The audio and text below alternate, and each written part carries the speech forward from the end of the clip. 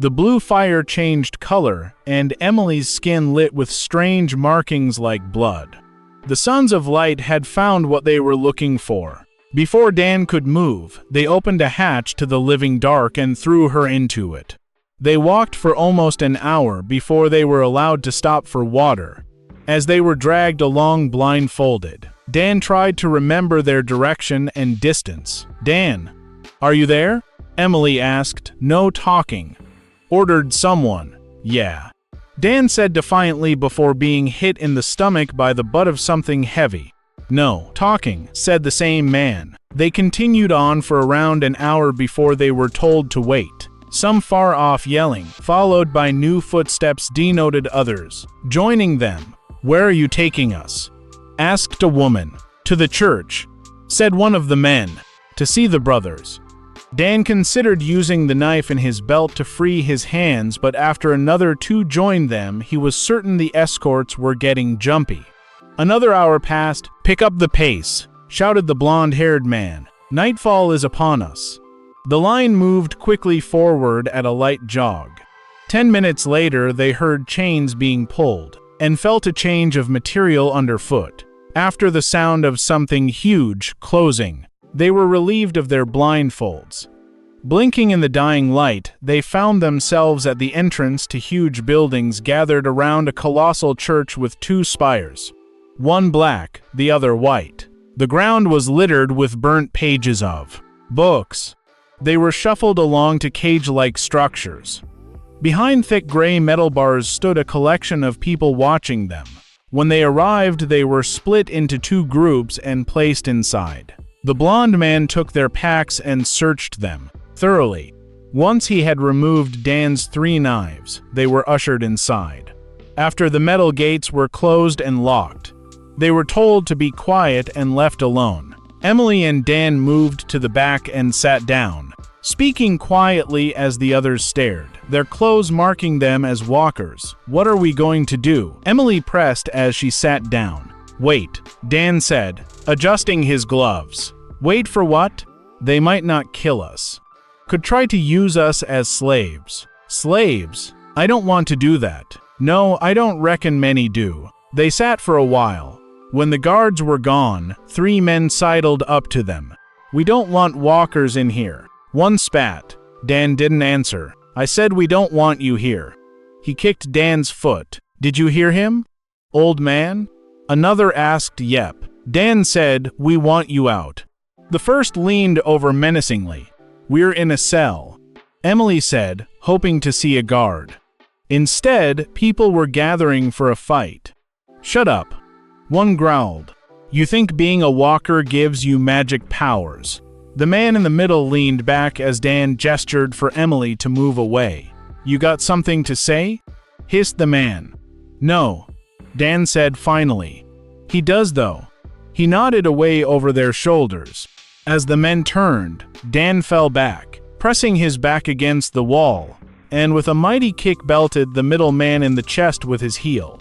The 2 men turned and got a few hits in as Dan pushed back, arms up in defense, grabbing the hand of the man to his right. He threw it against the stone wall, breaking something with a crack. The man howled as Dan kicked him in the knee. Another man joined in. Emily moved away, more afraid for the men than herself. Dan broke an arm, a leg, and punched a man in the nose, sending blood spraying across the roof. After 4 men attacked, 6 guards rushed in and aimed their guns at Dan's chest. "Hands up. Move him to another cell," cried a woman. "They want to see him," said a guard, tying Dan's hands. "Them. They want to talk to the other walker as well," said the blonde man, Duncan. "She's just a little girl. It's not my call." Duncan led them out. "Fighting is prohibited here. Is self-defense. Where is my pack? We have no doctors. If those men are seriously hurt, it might not end well for you." "Where is my pack?" Dan repeated. "Where are you taking us?" Emily asked. They crossed a courtyard lit by burning torches. Duncan knocked 3 times on a door. It opened to reveal a long corridor with a white light at its end, brighter than Emily had ever seen. Duncan led them forward, "Where is my pack?"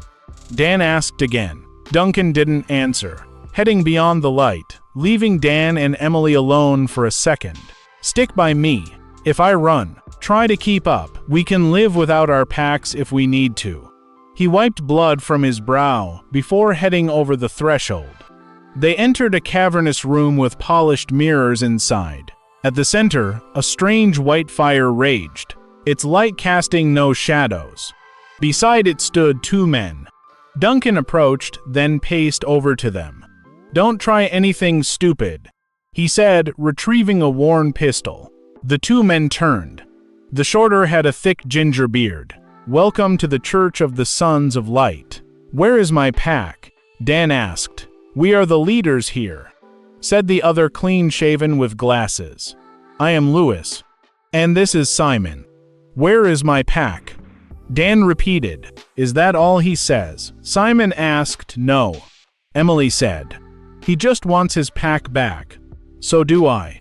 "We saw you fighting in Cage 2, Lewis said.